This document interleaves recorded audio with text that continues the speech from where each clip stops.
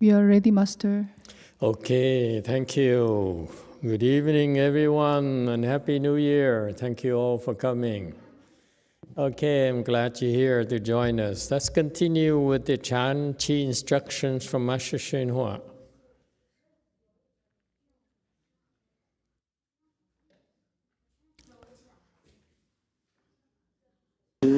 还有一位高僧就在这个荆州长沙寺，他的名字呢叫石潭瑜。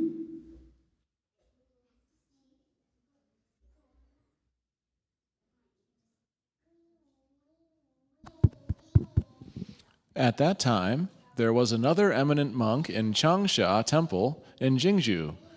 His name was Tanii.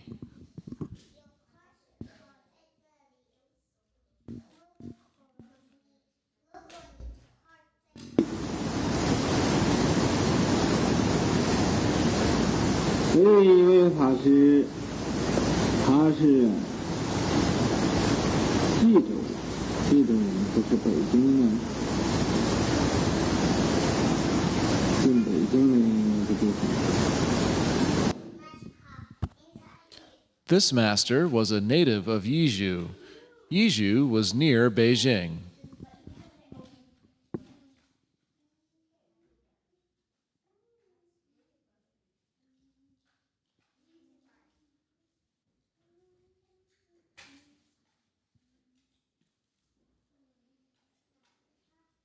He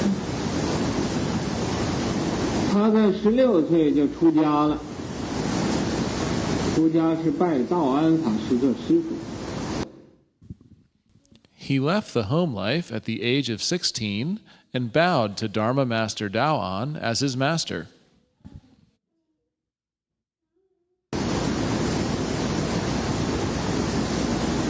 可是在这个一般的沙弥里边，他是专门研究戒律。 奉持戒律，所以呀，一般人都叫他叫持戒的沙弥。 Of all the ordinary novices, he specialized in investigating and upholding precepts. So people called him the precept upholding novice.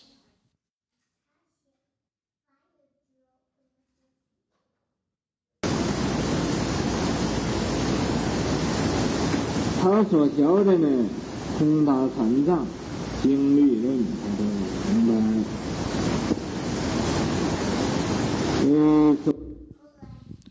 He learned and penetrated the Tripitakas, the Sutras, Vinaya, and Shastras.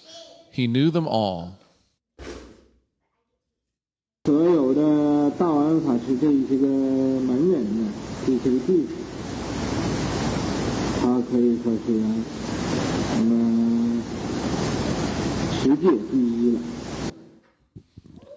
Among all disciples of Master Daoan, you could say he was number one at upholding precepts.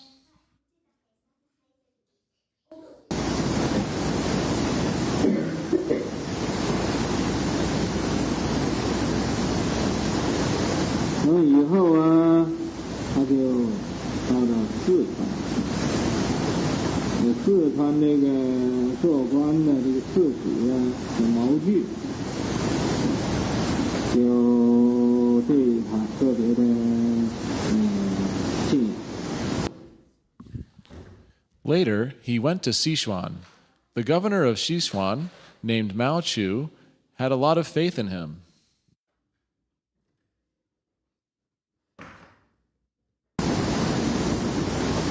所以就请他去迎供，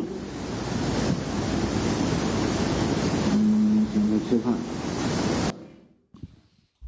So Mao Chu invited him over to make an offering and to have a meal.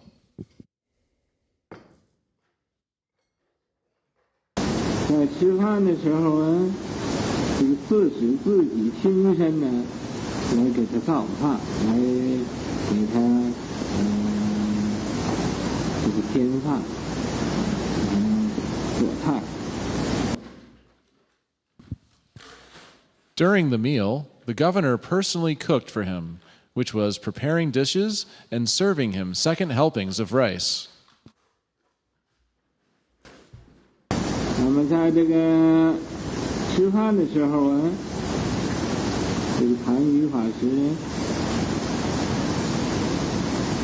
看见饭里边有一粒谷，他就把这粒谷啊先拿起来吃了。 During the meal, Master Tanii saw a husked grain mixed in the rice. He picked up the grain and ate it first.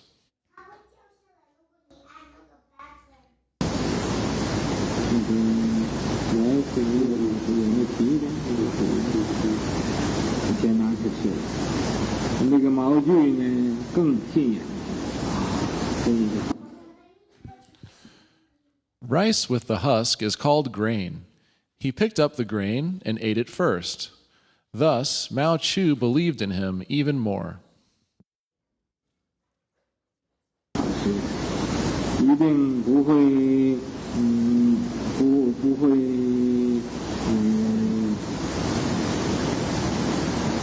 糟蹋这个施主的供养，对他的很信仰。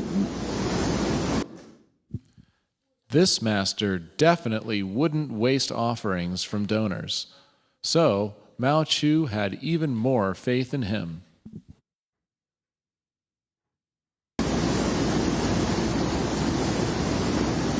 那么以后这个毛具啊，就布施给他1000斛米，1000斛啊，就是1000担子。 Later, Mao Chu donated 1,000 dao of rice to him. 1,000 bushels is approximately 1,000 dan of rice.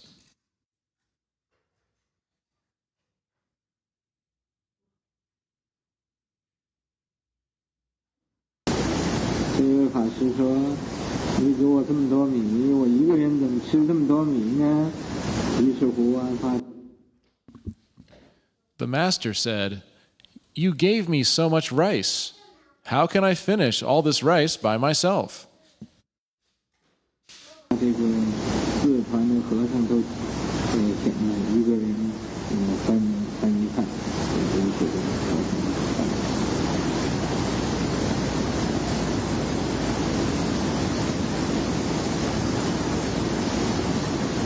他常常啊随着。 Therefore, he invited all the monks in Sichuan and gave everyone a share. He shared the rice with all the monks. 这个道安法师到各处去讲经说法呀，也常常住在这个禅溪寺里。 He often followed Master Daoan to lecture on sutras and to speak Dharma at different places. He often stayed at Tanshi Temple.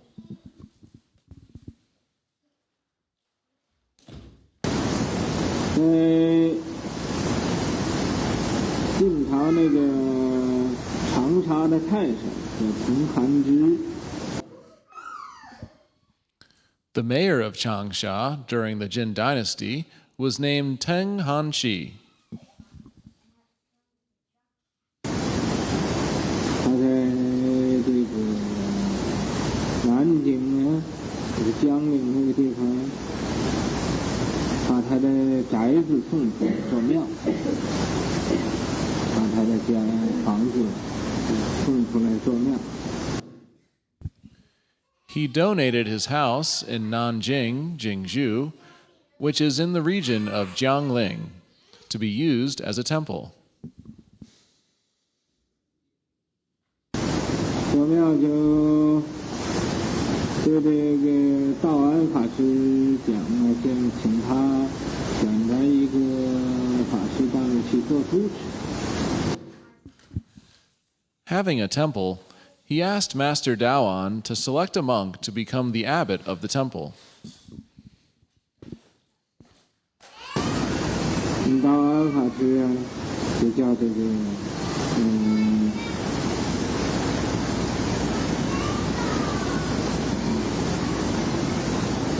叫这个谭瑜法师去到这个地方去做住。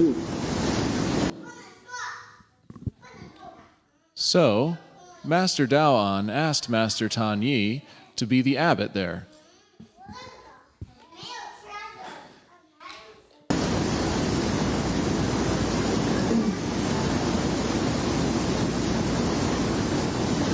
这个谭瑜法师于是乎啊，就背着他这个背夹子，挺背的，所有的西藏啊，就到带着西藏啊，到南京去，在这个庙上做住持。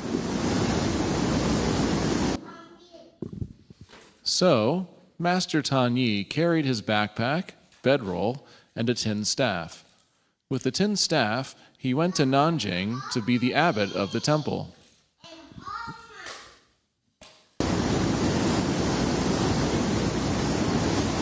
这个庙，名字就叫长沙寺。The name of that temple was Changsha Temple.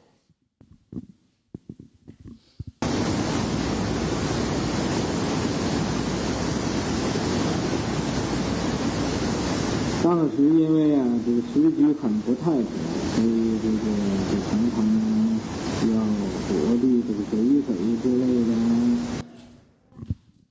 At that time, due to the unsettled political situation, he often had to avoid bandits and other potential dangers. 在这个江陵这个地方啊，有的是不安的，所以以后这个谭瑜法师他又走到这个上宁寺。 在这上宁寺，这又造这个寺院。 The area of Jingling wasn't stable either, so later, Master Tanii went to Xiangming and built a temple there.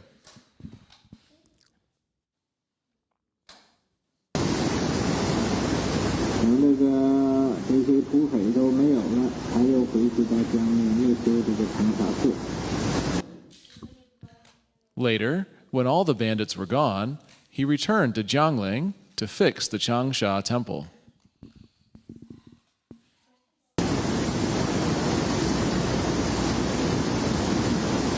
他修长沙寺之后，因为他特别虔诚，特别诚恳，所以以后感到啊，也有这个舍利。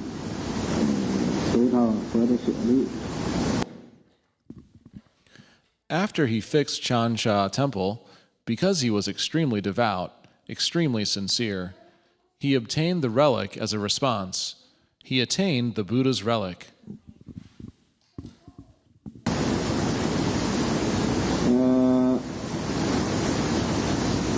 得到佛的舍利啊，他用金的瓶子把它装上。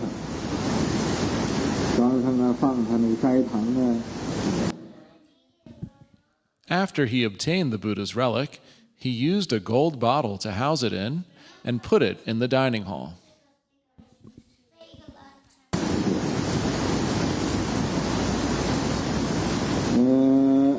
这个谭瑜法师又向这个舍利顶礼呀，就祷告来说了，说这个要是佛的舍利，就应该呀放光，令大家都看见。 Master Tanii bowed to the relic and prayed, "If this is the Buddha's relic, it should emit light, so everyone can see." 他这么一求的时候啊，果然在半夜的时候，这个舍利就放五彩光，照耀满室。 So he prayed. Sure enough, in the midnight, The relic emitted 5 colored lights, illuminating the whole room. 当时啊，这个所有的他的徒弟啊，这个其他的僧人、比丘也都看见这种神力，所以对他信仰力更加。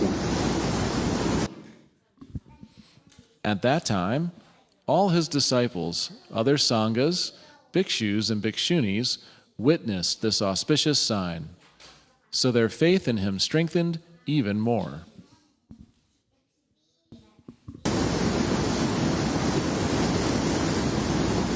Okay, let's stop here. All right. So tonight, let's see.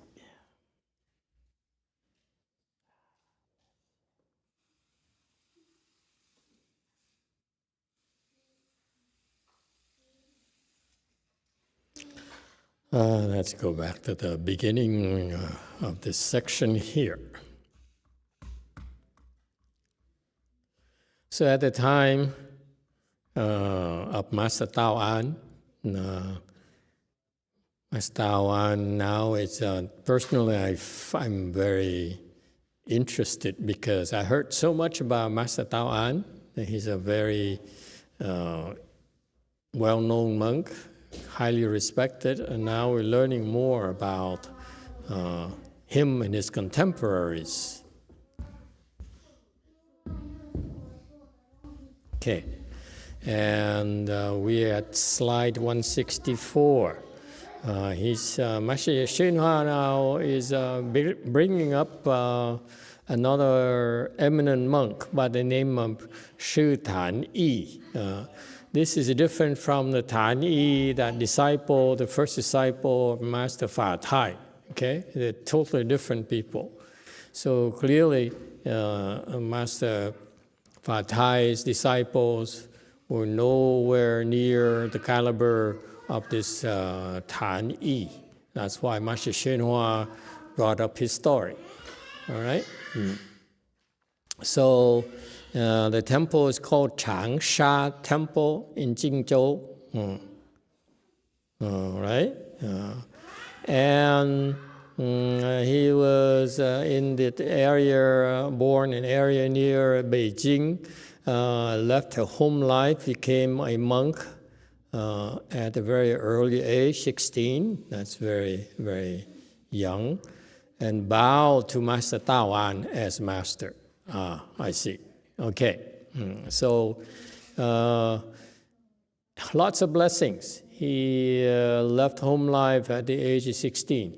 Okay, and took Master Tao An, a famous monk, eminent monk, as his master. So it shows you there's this Tanii here had blessings. And another thing that's unusual about him, outstanding about him, was that he specialized in upholding precepts. Okay, and precepts is what novices are supposed to learn first. That's the foundation of Buddhist practices. And so he spent a lot of time investigating, upholding precepts to the point where people actually recognize him. He's well known as the novice that was upholding precepts. When you talk about novice, it's about 10 precepts he was upholding. And even at a young age, he was exemplary in outstanding as being able to keep the novice precepts. Okay, just 10 of them. And he also learned and penetrated the Tripitakas.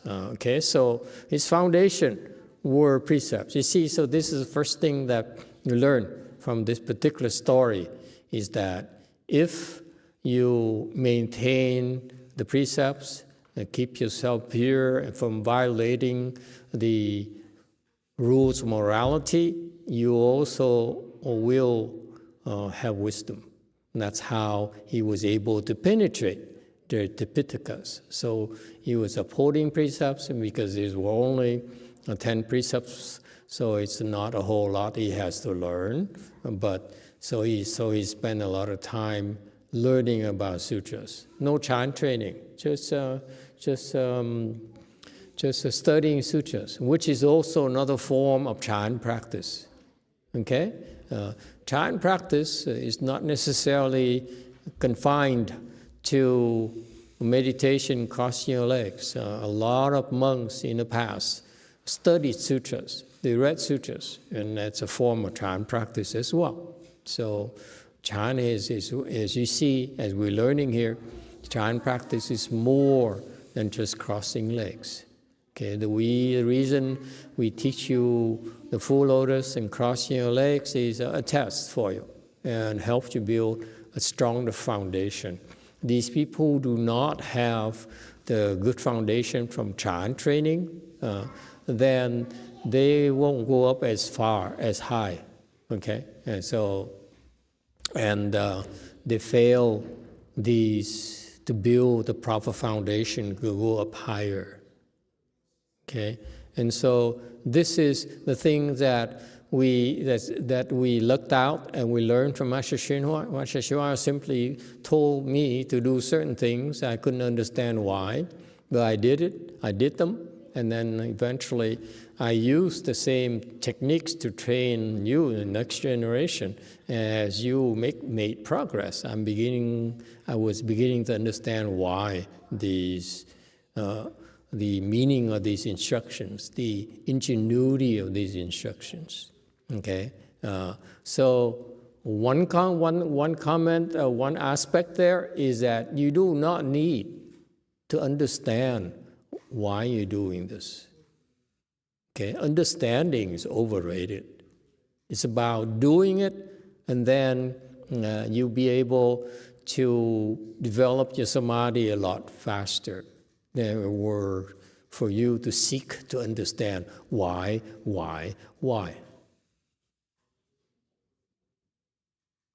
All right? So this is something that is a gift from Master XXVII, and is not available to this Tanii here. All he had was the foundation of the Shami precepts, which is 10 precepts, which is basically a tiny foundation. And then he used it to develop his wisdom by studying sutras. So you see, from first blush, his foundation wasn't that great. However, it was because of his blessings, his virtues, he went up pretty far, pretty high up there, to have the kind to be recognized as to have penetrated to Tipitaka, meaning he was able to absorb a lot of the Buddhist teachings from various three types of teaching, the three stores: sutras, precepts, and shastras. So for a kid to go to the temple without much schooling, that was impressive. Language skills, and to be able to understand the Tripitaka, that's impressive because there weren't a lot of good support materials in terms of dictionaries and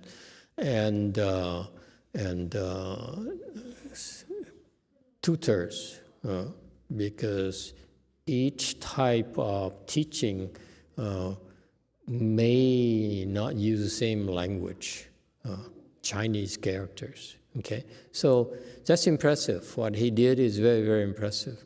So Master Xue stressed the sutras. He understood sutras, Vinaya, okay, and shastras as well, all right? And so his training was more typical of the monks back then, before the advent of the Chan school.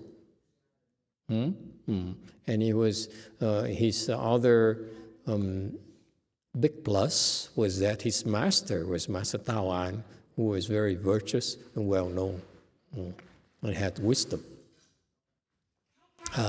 And he was pure enough so that among Master Tao An's eminent disciples, many disciples, Master Tao An is very, very famous and had a lot of disciples. He was known to be number one at upholding precepts. So this is probably referring to the fact that after he became fully ordained, he continued that path. So the foundation of upholding precepts was there for him, very, very strong. All right, any questions about this? This is more of the traditional Chinese style of training for monks and nuns. Okay, contrast that to Master YongHua's style of Mahayana training here in the U.S., which we follow, we borrow from, was not a lot of details on the precepts themselves. We only learn enough for the precepts, enough foundation for you to go very far, but we really are not that versed about the rest of the other precepts. Okay, and now the rest of the Buddhist world who specialize in studying precepts, for example, they understand the precepts description, we call the precept marks, but they don't necessarily understand the depth or the essence of the precepts because they understand only the words, but they don't understand the substance. So Buddhism has two parts. One part is the marks or the words, and the other part is the substance of the teachings, okay? And so traditionally, the Chinese are taught to learn from the marks and climb up. Now, worked very well for them and built the entire Asian system based on that, okay? Here in the U.S., we do it differently based on Master YongHua's approach to training and propagating a Dharma is that we are more focused, especially me personally, I'm more keen upon you building your samadhi power first, so that when you look at the precepts, look at the sutras, you will be able to penetrate the substance of the teaching. You may not know them. You may not be very literate in terms of sutras, vinayas, and shastras, and so forth. But when it's time for you, when you decide to investigate them, you'll be able to bring out, reach the substance of the teachings. That's the difference in the American approach versus the traditional Asian approach. Questions about that? That's being done in Korea, in Vietnam, in China, and so forth. Only Master YongHua chose to do it this way, okay? He calls, and he's recognized as a Wei Yang Chan master. All right? So the two different approaches. Why? Why would he choose to go over here and do it this way, whereas, first of all, his training is unusual. He didn't go to the regular temple and stay at the temple and study the Asian style where he would study under a famous master. Let's face it, his masters, his shifu, original shifu, were not that famous. They were not that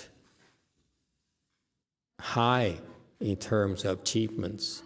His masters, Changsha, Chan, whatever, are basically, my guess, looking at them, what they've done, probably fourth-stage arhats.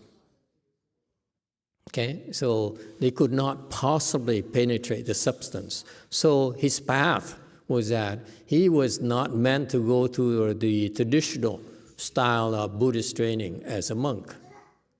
Okay, and that's what he figured out because of his nature.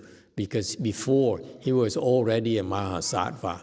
That's why he doesn't need to go through the traditional style of training. Okay, And so he practiced his own, and needed very little support, especially from anyone, governments, you name it. Tao An and these people needed the government to support them, give them temples. Master Hsien-Hua never did depend on anyone to be given a temple. Okay? Any official, I mean. And so Master Hsien-Hua, because of his unusual circumstances and training, he has so many blessings he did not need to go through the traditional style of training, which works for you if you don't have enough blessings. But that would hamper his development because they were not designed for him. Am I making sense to you? There's a reason for all these. And that's why we're very lucky in that when he brought his Mahayana to the US, he brought also with it his style of training from his own experience. Okay? In China, he never really had to train that many disciples at all.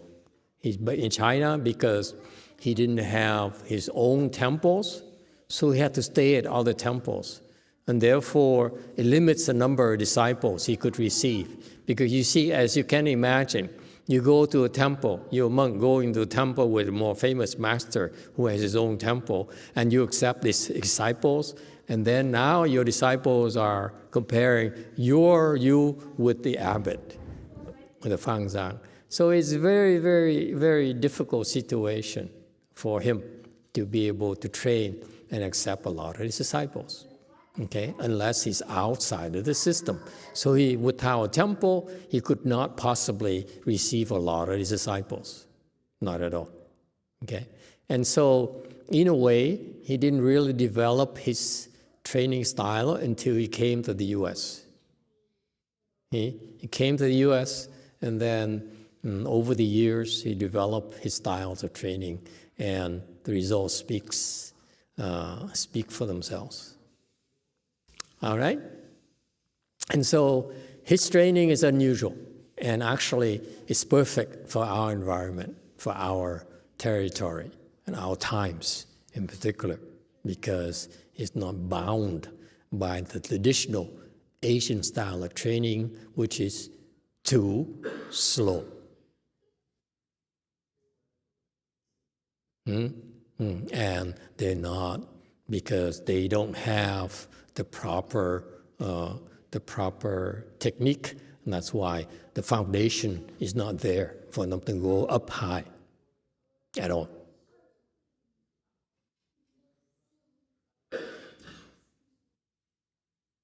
All right? And so traditionally, the Asians are taught to learn precepts and the whole precepts as a foundation. So our American Mahayana style is more, we uphold enough precepts, build enough precepts, go up quickly, okay? Because there is an advantage to do the traditional way. There are also some disadvantages. What are the disadvantages? Disadvantages is that if you know too much, and this is a very important point, folks, if you know too much about precepts, about sutras, about shastras, what happens? You become arrogant. You said, oh, look at me, I know so much more about precepts, about sutras, about shastras than the next monk, the next nun. And therefore, and it's true, it is true that you do know more than the others. However, it becomes an impediment because that's how you see the others. You see yourselves better than the others. Okay? So that attainment, that knowledge you have, your accomplishments actually are limiting your future growth. So I much prefer Master Hsuan style where we just go very fast, build enough to go faster, build enough to go higher, build even more to go higher. So the foundation gets built initially to go to here. And when you're up here, now you need to, for you to go up, you need to build another set of foundation, reinforce the current foundation, you see? And so Master Hsuan's gift to the U.S., to our times, is the 6 principles. That is very, very profound precepts. Very profound, very tremendous foundation. Okay? And that's the Buddha's genius. But Master Hsuan took advantage of it. So he used this approach he has is that you do it this way, okay? Then you bring people up higher without being encumbered with comparing yourself with others, okay? That you know so much, okay? So we're lucky. We learn from that style, okay? We also are luckier. You are also luckier in a sense that, because his humongous achievement for a monk to do it for the first time, okay? That's pretty impressive. He was the first to do it that way. Well, not the first. There's also Master Bodhidharma, the 6-page chart, and so forth. But those are special cases. Master Hsuan is no longer. It's not the same thing. But what he did, okay, was he did that, and so the accomplishment is incredible. His disciples, they should be proud of their achievements. That's true. What they did is really revolutionary for Buddhism. Okay, and therefore, with that comes a weakness. They think they're special, which Master Hsuan never corrected. Master Hsuan never thought himself as special, never, ever. I study him. I look at all his teachings here, his explanation, sutra, and so forth. Never once. This is something I really admire about Master Hsuan. Never did he think himself as special. Never, ever. Or as superior to anyone else. Never. It's so fascinating. Whereas my generation, we know we're better than everyone else. It's a fact. Okay? That's a difference. That's our weakness. That style here. I'm telling you this because I'm using the same style of training. It's so easy for you because you could catch up. You see these people who are ahead of you, 5 years, 10 years, 20 years, 30, 40 years, and you just catch up, pass them up just like that. Okay? You surpass them so quickly. For example, recently I told you about our Vietnamese translator. He went from first stage Arhat to fourth stage Arhat in less than 1 year. That's incredible.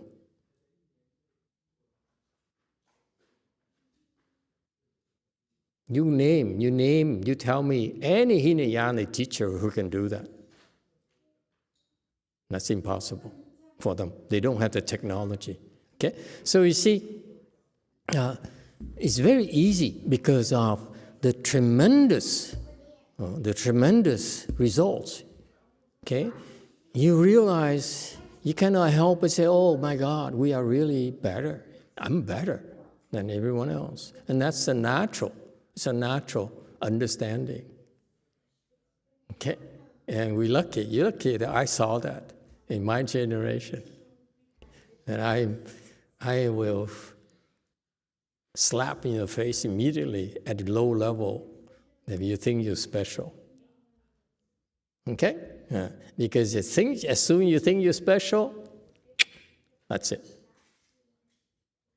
You no longer make progress. Remember that. You think you're special, you're dead. So you think you're special, you need to have someone who slaps you in the face.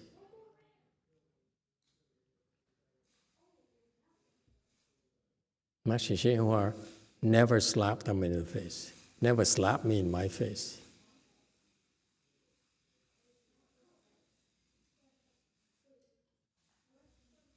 Okay? So, anyway, so this is a problem with Master Tanii. He knows too much. And it's like you travel long distances and you carry the whole house with you. That knowledge is your house. All this knowledge in Tripitaka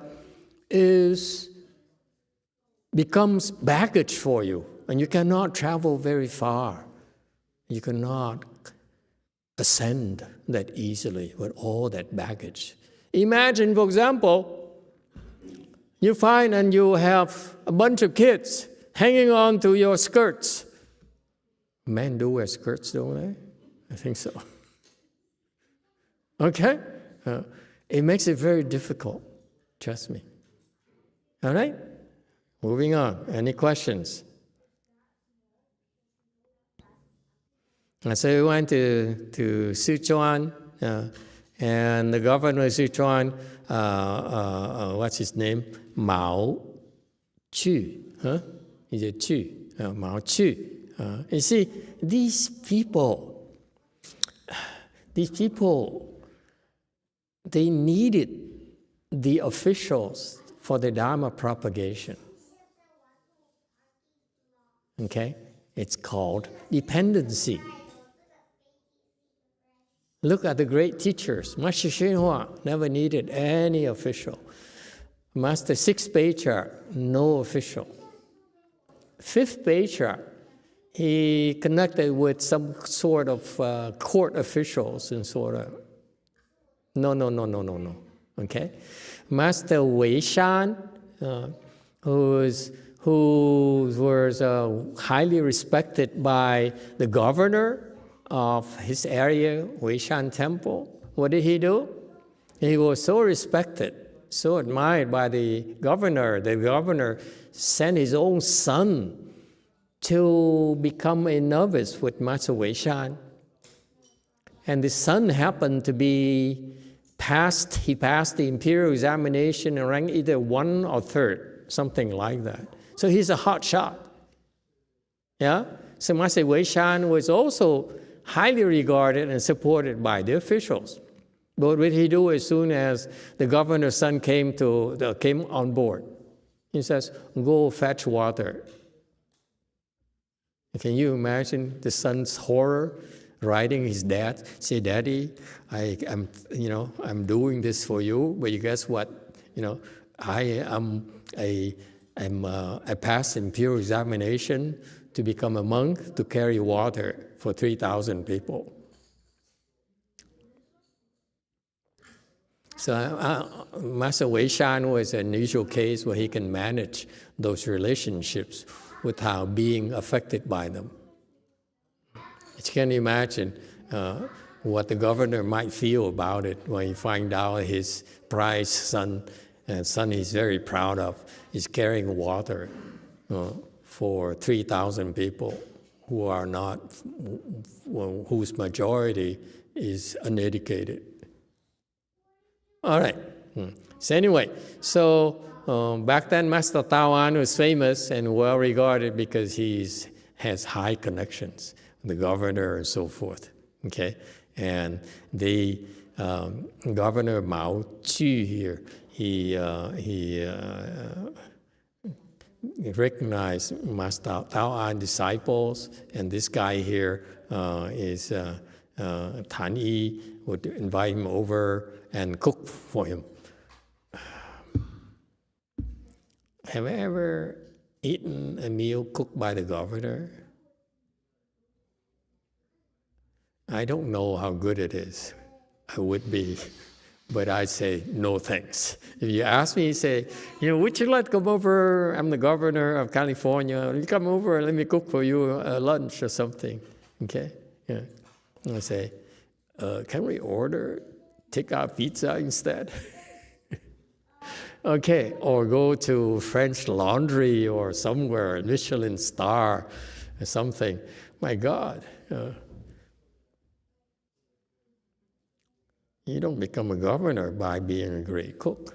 Well, anyway, so it's funny, back then they showed their respect and appreciation by cooking a meal for you. You can imagine how often the governor cooks. And so he probably sometimes put too much salt, too much sugar, MSG. Yes, 9. Just a small comment. I think here the Chinese, it doesn't really mean the governor was cooking for him. It just means serving him at the lunchtime, like personally serving him, helping him with these dishes. Wait. 今生给他做饭. Yeah, Cooking. but It's I cooking. don't think. I'm sorry. I know my Chinese is very limited. It's my knock. I think it's actually that's what he's saying. He said that he personally is cooking for him. It's a put it together here. Like it's a Master YongHua. Sometimes he talks in more like a casual way, and you can see from the context, because here later it says 添饭做菜, and then also in the beginning it says during the meal time, 在吃饭的时候. Yeah.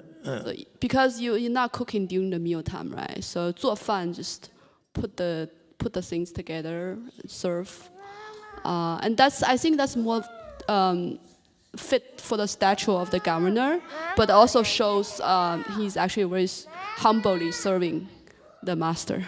Okay, I appreciate your Chinese input, but let's hear from more Chinese people. We have a lot of Chinese people here, and go ahead, all the Chinese people. You agree or disagree? Or Taiwanese, for that matter. We don't discriminate. Yeah?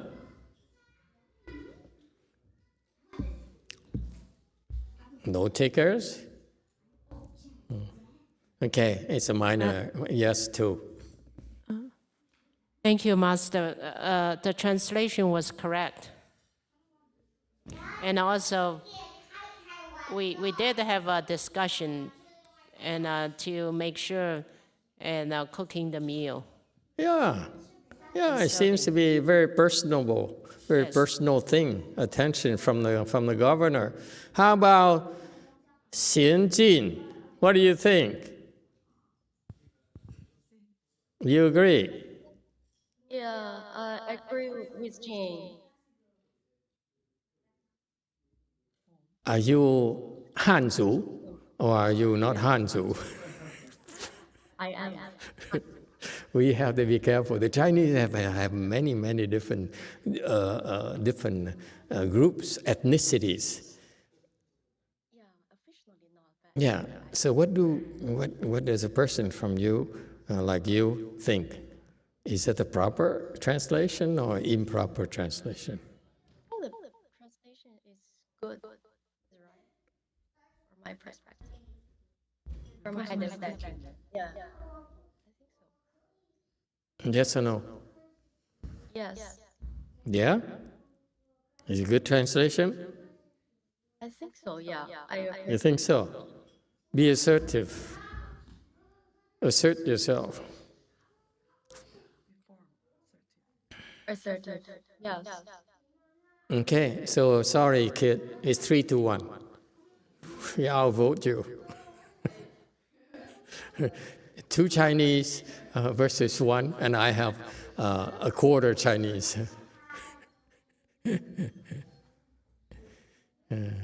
Yes, too. Did you have something you want to add?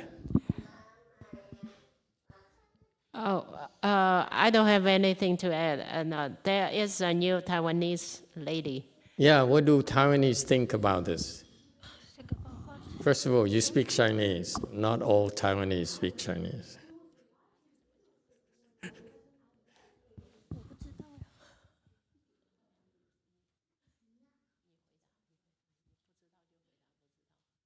Yeah, I'm not sure.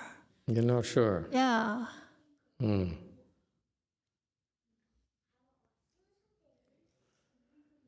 Okay, she's not sure. Yes, 9, defend yourself. Yeah, I still think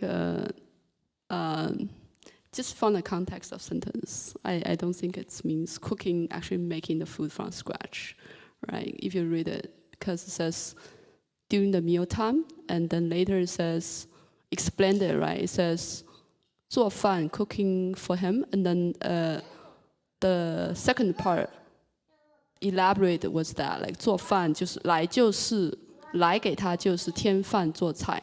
So that explains what the 做饭 means, which is helping him with rice and then like, put the dishes together. It's just like in the ancient time when like the emperor eat, right? The emperor does not spend the effort to use the chopsticks to pick the dishes among 100 dishes before him. Someone personally help him to pick the. Your point is that the Chinese custom, you take a pair of chopsticks, and then you pick it up, and you say, "Please have some." Is that what you do? Is that you're referring to? No, I'm saying that when you are someone with. I know that the Asians like to do that. They take the chopsticks, Okay. they stick in the thing, okay, and you say, "Have some more," and then you.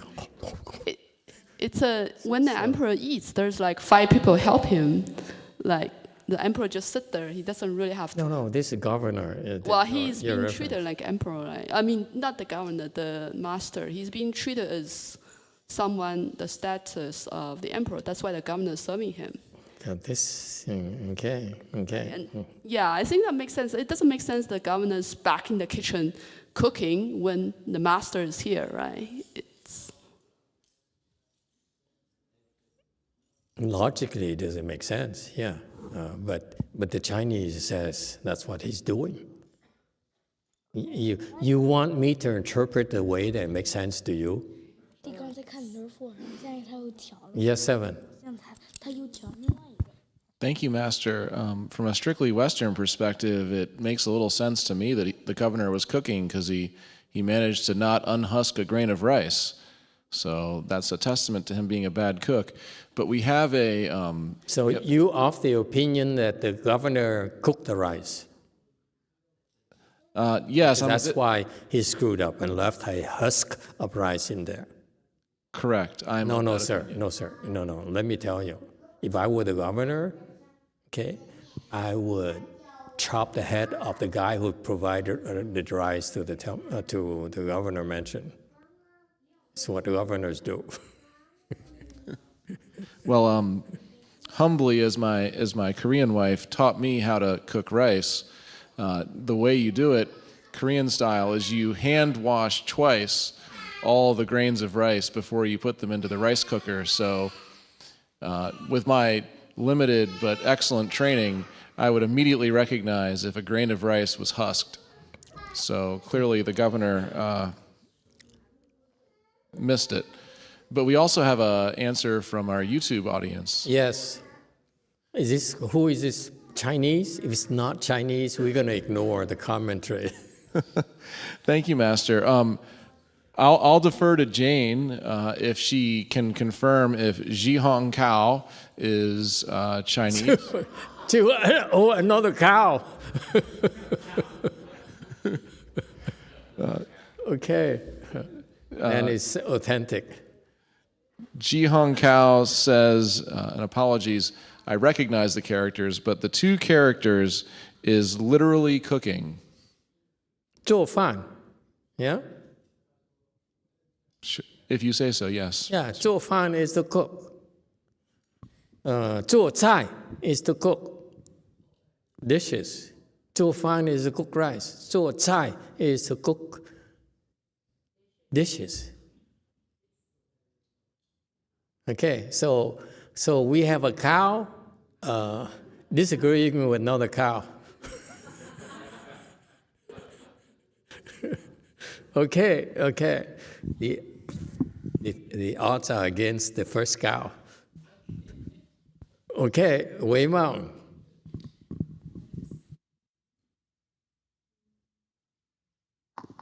Master, going back to what you said about precepts. Can you hear me? Yeah, we can hear you. Going back to that, so if precepts are the foundation of Shan, then at what level for layperson would the precepts start to make sense later on? It doesn't have to make sense. That's my point. Okay? It's like professional secrets. You do it, you given a secret recipe from a master chef. You follow the recipes, then you get the product. Or if you will, in the Kung Fu martial arts novels, where you learn the secret manuscript, and you follow it, and you exercise, you practice accordingly, and you become number one in the martial arts world. That kind of thing. Okay? It doesn't have to be. Doesn't have to make sense to you. You follow the secret formula. And that's where the value is. Okay? It's not. It's that this is why pale-faced people like you don't understand, the importance of these secret recipes, these secret knowledge, these secret manuscripts. Okay? We should translate those Kung Fu novels into English for people like South Carolina, help him appreciate the secret manuscripts. Okay? So for your reference, South Carolina, that in these Kung Fu novels, people kill to put their hands on the secret manuscript. Cow number one. You agree?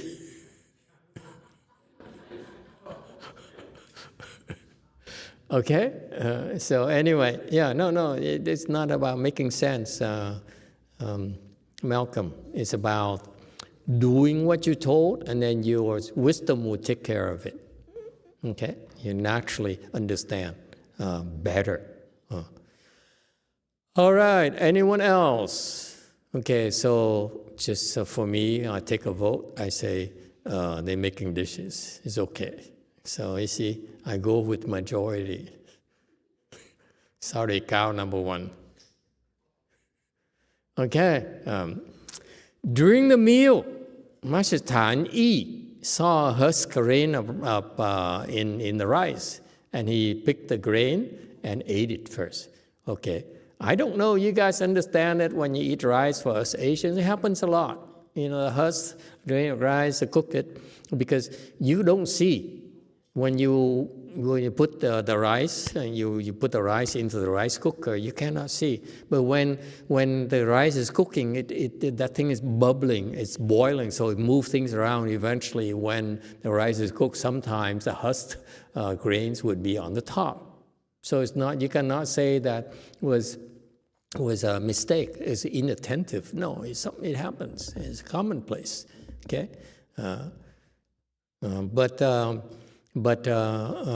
Mao Chu was very impressed by that, because the principle behind it is that you don't waste offerings from the donors. The husk rice, when it's cooked, is not that bad. It's the same thing. That's all. You have to make sure you get the husk grain of rice out. That's all. It's not a big deal.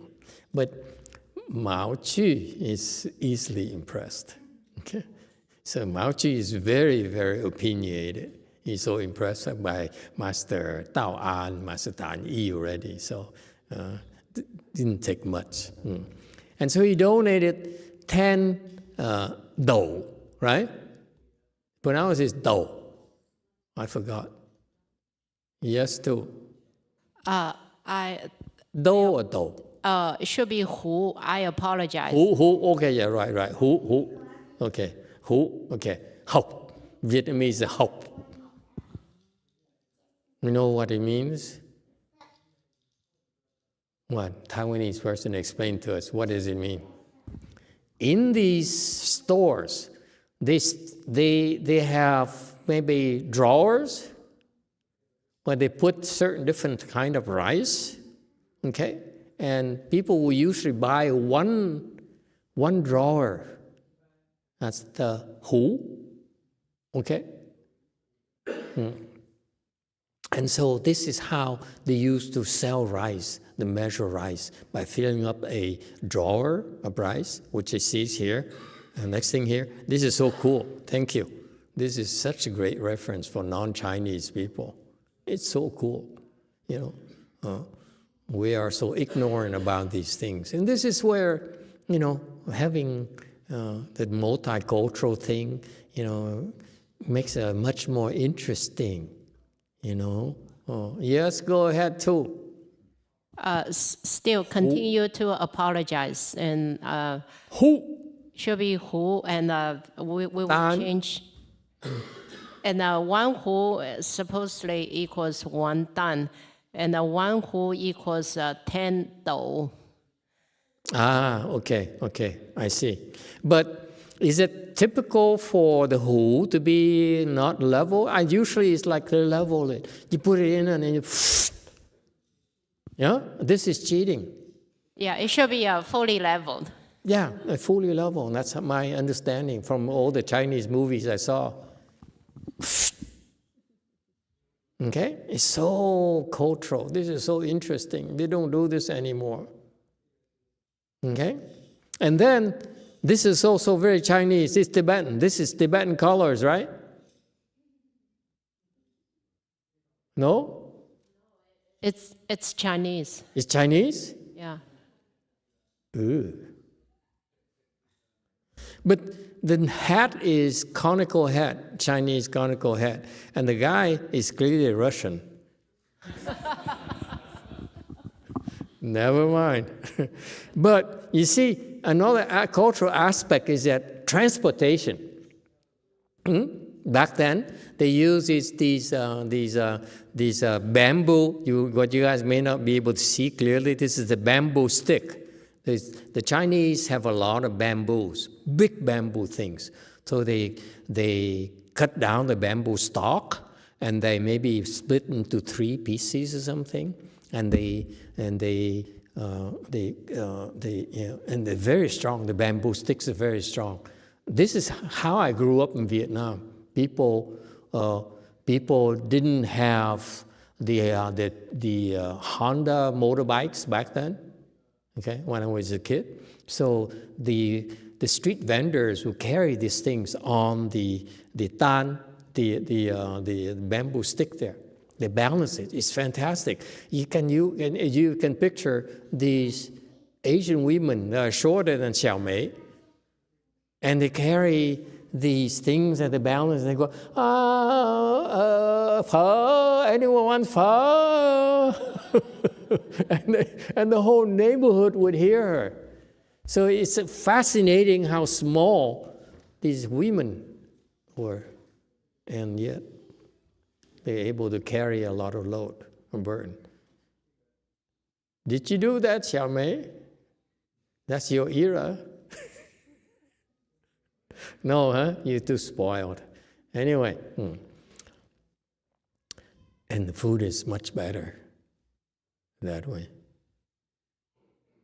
Okay? Yeah. Anyway, so they carry this thing here, and apparently it's the same size. Okay. So he gave him 1,000 of these, 1,000 hu. Okay? So did you guys do the translation? The English really very, very good. Huh? It was polished by Venerable Changsha and Peter. Ah, no wonder. So the original Chinese translation sucks, and then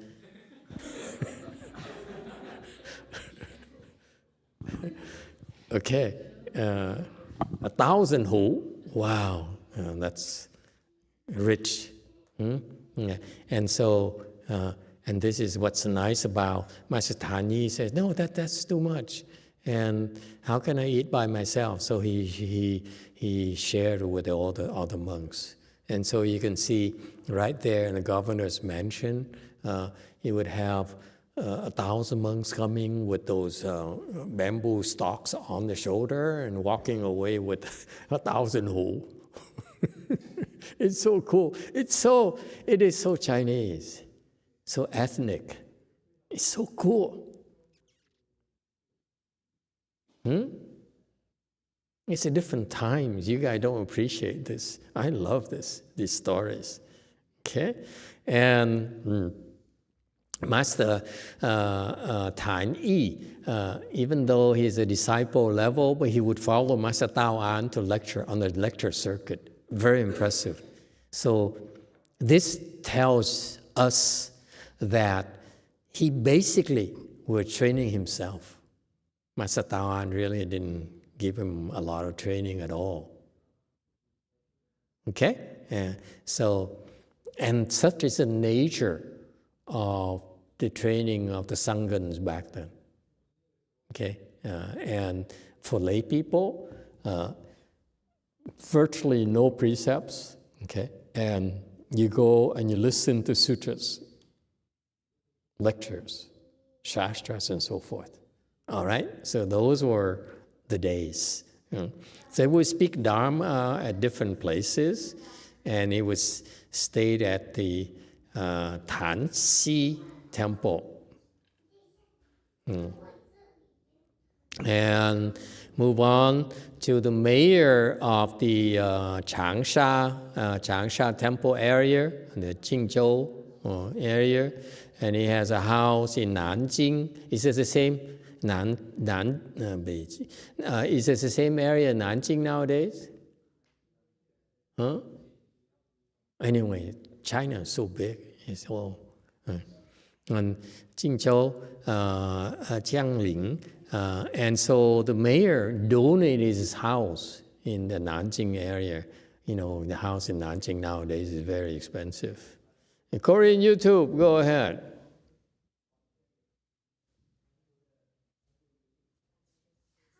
정은용님의 질문입니다. 영화 노래 꿈의 바다를 보셨어요. 무수한 조선조정을 학습한 왜군에 대해 이순신 장군이 철저하게 응징해 주기에 영화를 보면서 보냈는데 이것은 결국 왜군들을 많이 지키기를 바라는 제 마음이었습니다. 이것도 제가 될까요? Why is there an echo?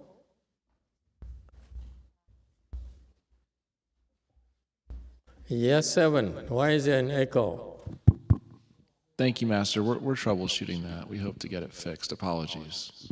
So it's a technical difficulty. Yes, Master. Just for tonight. Last night was okay. Okay. All right. Go ahead. Translation. This question is from... Whoa, the echo. Now I like this echo part. Whoa, whoa, whoa. Sorry, Master. Can you hear me? Ooh. I'll try my best. Maybe it's difficult for you to hear. This question is from Changsha. I saw a Korean movie, Noryang, Sea of Death is the name of the movie. Name of what? Name of the movie. The movie. Oh, okay. So this movie, if I give you a little bit of background. Sign of Death. Okay. Noryang. Chinese or Korean movie? Korean movie. Korean movie. So this is Never heard of it. Sea of Death. Sea of Death. There were this time that Japanese attacked Koreans. So there was famous general from Korea, and his name is Yi Sun-shin. So this movie is based on this general's bravery and his excellent way to fight back against Japanese invasion during the Joseon dynasty. Okay. So he was watching this movie and he saw that many Japanese came over try to kill many Joseon citizens, and numerous people were killed. During this movie, he had a feeling of that he wants Japanese soldiers, he wants these soldiers to die. Is this also offense if I had this kind of mind? Yes. That's a killing offense, a killing with your mind. Okay, so that's an offense of the mind. And you know, today, I don't know if you're aware of it, today it is said that there's a 7.5 earthquake in the west side of Japan, where they think like this is in the land area, not outside in the sea. So something like maybe like several people died and a lot of destructions. We're talking about a lot of very expensive to repair, not to mention the pain and suffering for a lot of people. And so you see, and when I saw that, it's funny that you brought up this point. I saw that and I said, wow, no wonder in the history of Japan, they have, in the culture, it's perfectly okay to kill. Okay, so the samurai would kill the peasants, and so within the culture of Japan, there's a lot of killing karmas. So it's a lot of deaths and a lot of earthquakes, a lot of natural disasters, which are the manifestations of the killing karma retributions. Okay? And so you see, even nowadays, you hear of stories within the Japanese corporations and how the managers would mistreat and brutalize their subordinates to the point where they make them lose face in front of publicly, okay? To the point where some employees would kill themselves, okay? And that's part of the cycle of the killing retributions, okay? In a prior life, you kill someone, now you will do things to make you kill yourself, because so they're indirectly killing you, okay? And so these the Japanese culture is very, very violent in that sense. There's a lot of killing karmas, and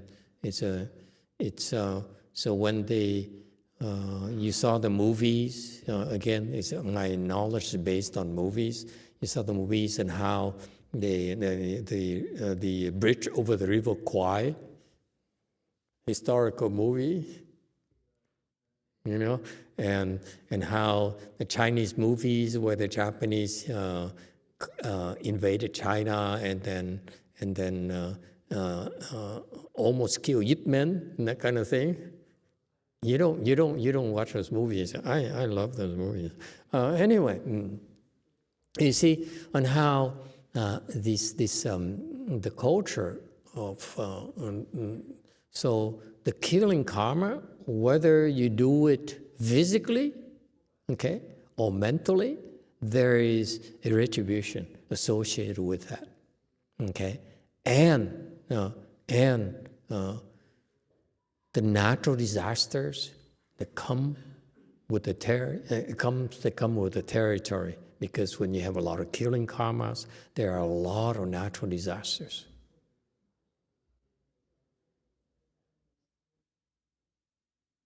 All right? So yes, short answer is yes. You don't even want to entertain the thought of killing someone because it's a mental karma of the mind.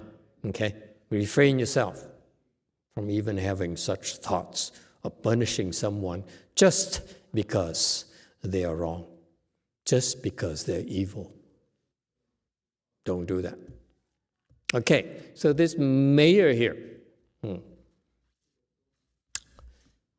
offered his house to use as a temple. As you can imagine, this guy is pretty good. He's pretty rich, and he created a temple, and therefore, so that these back then, the Chinese officials were very devout. They were very supportive of the Buddhist monks, which helped China tremendously.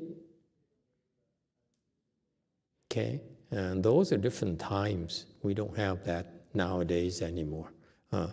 And so he wanted to support Buddhism, so he turned his house into a temple and gave it to Master Tawan and said, who should be running this temple? And Master Tawan looked around and said, immediately thought, Tanii should be the abbot. So Master Tanii was even highly regarded by Master Tawan himself.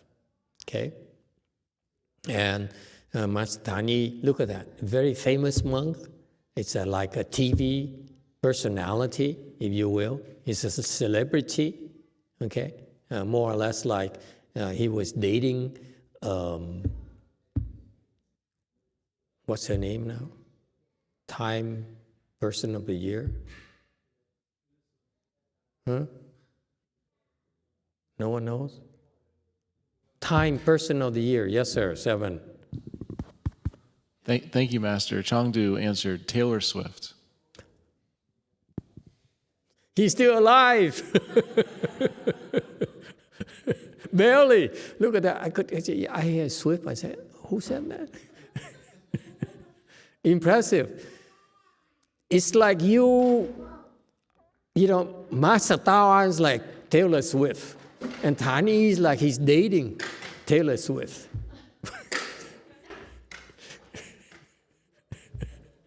Okay, so he's very famous. And look at how humble he was. When he was ordered to go and take over the temple, he carried a backpack. You know what a backpack is, don't you? It's a piece of cloth. Okay? This is my interpretation. Piece of cloth, like the Koreans do nowadays, piece of cloth. And they put things in there and they tie it from 4 corners and they carry it with them. This is what they have for carry-on luggage. And it really fits in the same dimensions as the carry-on luggage on American airline required.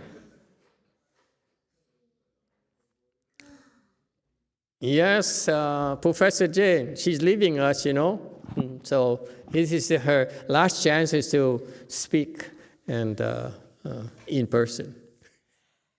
Yeah, I just text a backpack Venerable Xianzang used in the Tang Dynasty. It's a very actually similar to the current style backpack. Really? Yeah, it has an external frame back. It's a Tang Dynasty. This is before the Tang Dynasty. I'm sorry. Yeah.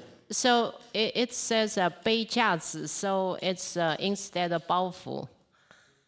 包袱 is you have a wrapping, and it's a soft one. And 背架子 is it's a stiff carrier frame. Okay, thank you. Strike that. Tang Dynasty, this is before the Tang Dynasty, way before the Tang Dynasty. Okay, so anyway, I imagine back then because there's really no thing, so they put the 4 things, the cloth and 4 things. We Vietnamese still do that. Actually, they don't have carry-ons. No? Have you seen the price of carry-on, Peter? They're outrageous. They're so flimsy nowadays. It's ridiculous. Yeah. Yes, 7. Thank you, Master. I agree. And they keep getting smaller. I don't understand what's going on there. But so I understand your metaphor is Master Tanii is like dating Taylor Swift? Yeah, he's like a... Okay, so then Master Tanii would be Travis Kelce. Yeah. Okay. Yeah. So he's like big, strong, tight end, carrying backpack across country. Yeah, okay. cross country, walking bicycle. My brain can attach to this. Thank you, Master. There you go. And then he carry a bedroll. It's kind of, he has soft back, so that he needs to have a bedroll to sleep on the road. Okay, it's kind of cool. And a tin staff. Okay, so the tin staff is a Buddhist tradition where they walk with ting, so they plant it down, make a noise. The tin staff has 6 rings on each side, 4 sides there, and it has the 6 rings, and so it wakes up the insects. So that's the purpose. So the insects are conditioned in China. When you hear the tin staff sound, they all scurry away. They run for cover. That's why they don't get crushed. That's the purpose of it. Okay, it's not to go into the kung fu movie and you beat up on your opponent with tin staff. No, like the Japanese monks, they beat people up with a tin staff. Okay, not in China. So that's the story of the Changsha temple. Actually used to be the mayor's home, domicile. Okay. And so it was a chaotic time, so he had to dodge the bandits, so he ran away to Shangming, built a temple there, okay? And when he returned, when it was safer, this is interesting thing that the old abbot would be very, very happy. Master Tanii was so sincere that a relic, one relic appeared. Isn't that cool? And this is a problem with us. One relic is such a big deal. 10,000 relic is no longer so banal now. You have 10,000 appear, so which one am I supposed to be impressed with? So we have one relic, and he says, hey, everyone, I got a Buddha relic. Look. And just to make a point, he says, he put a gold bottle and put it in a dining hall. You put a relic in a dining hall? Okay. And then he bowed the relics. That's the point. You bow the relics and you pray. And it says, if this is really a Buddha's relic, please emit light so that everyone would be impressed of my relic. Okay? And so that's what happens back then. You have to understand. They're trying to propagate Buddhism, so they're trying to have more people believe, develop faith in more people. And this is an opportune moment for them to do. Okay? Like since the Buddha relics, and I declare this Buddha relic, so please emit light. Okay? And lo and behold, okay, at midnight, the relic emitted a 5-colored light. Not just one light, it's 5-colored, illuminating the whole room. Okay? Well, this is back then, long time ago. No LED yet. And so you see, pretty impressive. The point here is that Buddhas and Bodhisattvas watch over you. Okay? And so it's not that when the Buddha says, here, I'll give you one. No, this is actually, to me, ask the old abbot if he agrees with it. I think it's the disciples of the Buddha who are in charge of handling the relics of the Buddha. They're such people, okay? And so they said, okay, Tanii is a good guy, and we want to help him. So they gave him one relic. Master Abbot, you agree that the relic didn't necessarily come from Shakyamuni Buddha, but came from the guardians of the relics.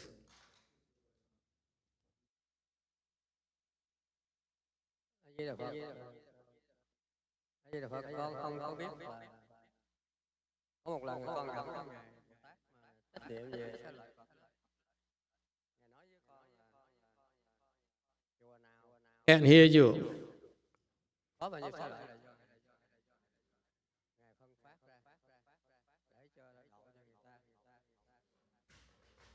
Thì bằng chứng là cái ngày 500 tháng 9 con chào Duy với lại chở con ra phía trời San Francisco. Tụi nó hẹn với con là 6 giờ sáng. Thì cái thùng đó là nó đã Yeah, okay. So he agrees. Sáng hôm đó con đụng vào cái thùng ngồi bằng cái tát. We come back to you. Don't worry, we fix it.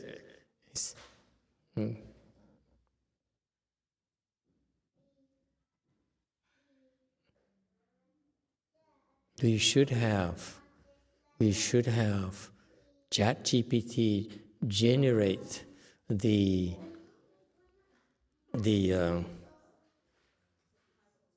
subtitles. Thank you. On the fly. No, they're doing chips to do it on the fly nowadays. That's the way of the future. On the fly, as soon as you speak, the chip is built in already. They will do the transcription. Oh yeah, ask NVIDIA. What kind of name is NVIDIA again? What is that? Czechoslovakian? NVIDIA. I know a lot of you making a lot of money in NVIDIA. That's why I thought maybe I'll ask you. I read a piece somewhere that the employees of NVIDIA are multi-millionaires. I said, wow, nice. All of them. Basically, the lower level, average level is multi-millionaire. It's so cool. Yeah. Anyway,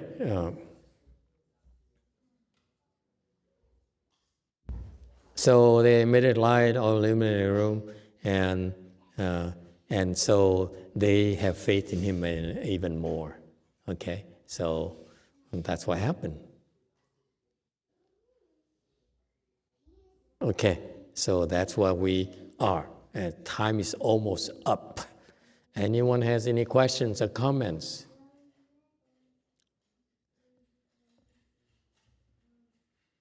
No? Okay.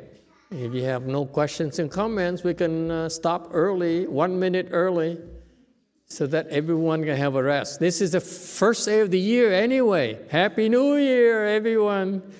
Thank you. Thank you. Yeah. Yeah. Okay.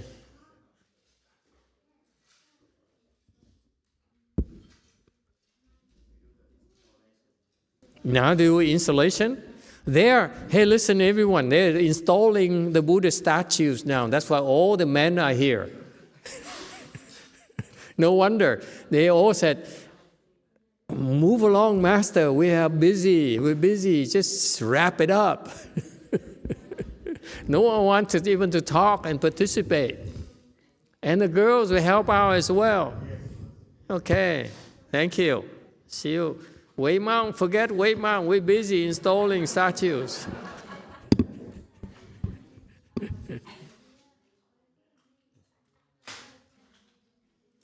Look now, Xian An's face is red. Look at her. Hey, Xian An, what did you eat today? Your face is all red.